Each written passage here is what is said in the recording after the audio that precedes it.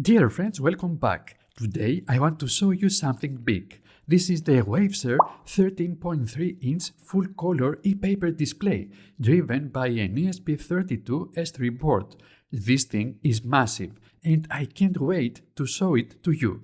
Let's start. Here's the thing about e-ink. I love it. I loved it for years. But every e-paper display I have worked with so far is small. A few inches, like this 6-inch color e-paper display, made for reading up close, in your hand, on your desk.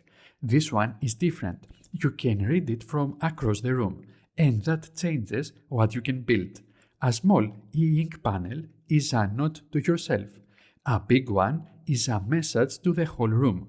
Once people can read it from 2 meters away, it is not a desk gadget anymore.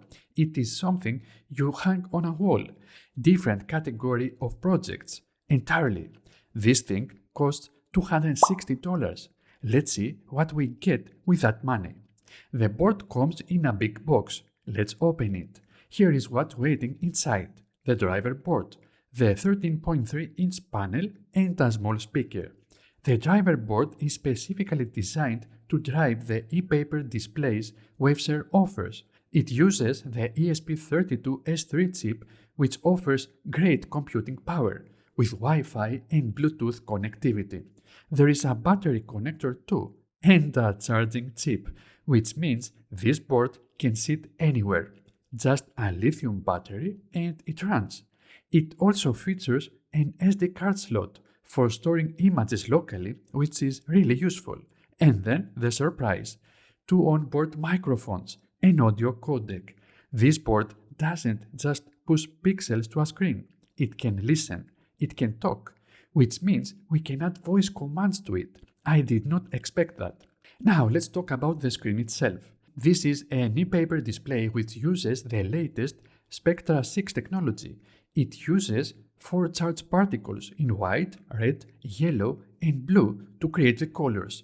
Voltage moves these particles around, and depending on which ones come to the surface, the panel can produce 6 different colors: black, white, red, yellow, blue, and green. And with a software technique called dithering, it can go far beyond that, creating images that look full and saturated for something limited to 6 colors. The resolution is 1600 pixels by 1200 pixels, so text and images look sharp, not blocky like older e-paper. It also handles a wider temperature range than older panels, refreshes faster, and uses less power overall. And like every e-paper display, there is no backlight here. It works by reflecting the light already in the room, the same way ink on paper does. That's why you can read it clearly under natural light or under a lamp, and why the viewing angle is almost 180 degrees. You can look at it from the side and it still looks right. Once the image is drawn, it stays there using zero power until the next time it needs to change. Now, e-paper isn't perfect. It has one real disadvantage: refresh speed. Every time the image changes, the whole panel has to redraw, and that takes time. The specs on this one say 19 seconds for a full refresh. Let's actually test that and see if it holds up. But first, let's program it. Waveshare offers 5 example programs for this display. Let's load one that displays a photo on the screen. I'll use the Arduino IDE to program the board. Okay, after the program is uploaded, the display starts flashing. Let's see how long it takes to display an image. First, the program clears the screen. Then it displays the image. But that procedure takes time. Let's watch it in real time. That's the trade-off you are making with a display like this. You get color. You get a paper-like image that holds with zero power, but you give up speed. This isn't going to work for video, and it is not going to work for anything that needs to update instantly. It is built for content that changes occasionally, not constantly. On the other hand, since e-ink displays only draw power on refresh, this thing, with careful programming, can last on batteries for months. As you can see, the update procedure just finished and the result is stunning. Check out how crisp the image is. Under good lighting conditions, it is gorgeous. But in a dark room, it won't show up as well because this display does not have backlight, it only reflects light. But how easy it is to load our own images?